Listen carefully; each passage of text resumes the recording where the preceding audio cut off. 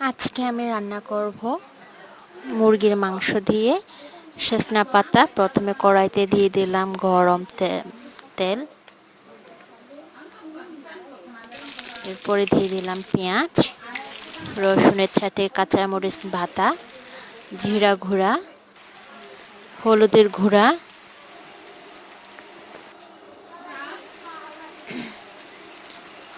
এরপর পরিমাণ মতো লবণ দিলাম।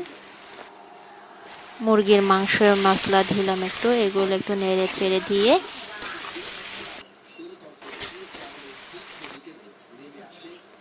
তারপরে হালকা পানি দিয়ে দিলাম যেন মশলাগুলো ভালো করে কষা হয়। এটার জন্য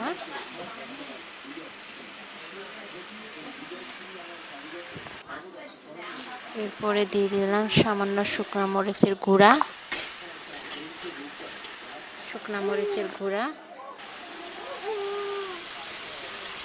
দেখেন কালারটা কীরকম আসছে, একেবারে ভালো করে সিদ্ধ কষানো হয়ে গেছে মশলাগুলো। এরপরে দিয়ে দিলাম মাংসগুলো, মাংসের সাথে মশলাগুলো ভালো করে কষলাম।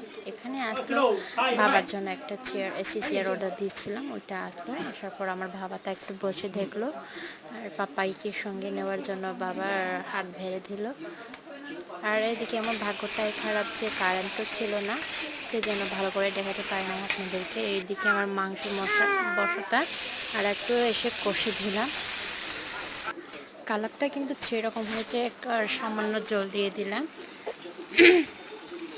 জল দেওয়ার পরে সজনা পাতাগুলো আমি এরকম করে বেঁধে নিচ্ছিলাম।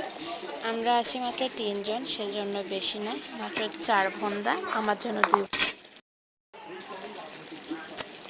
নেড়ে ছেড়ে দিলাম। দেখুন গাইস, সেরকম হয়েছে কিন্তু।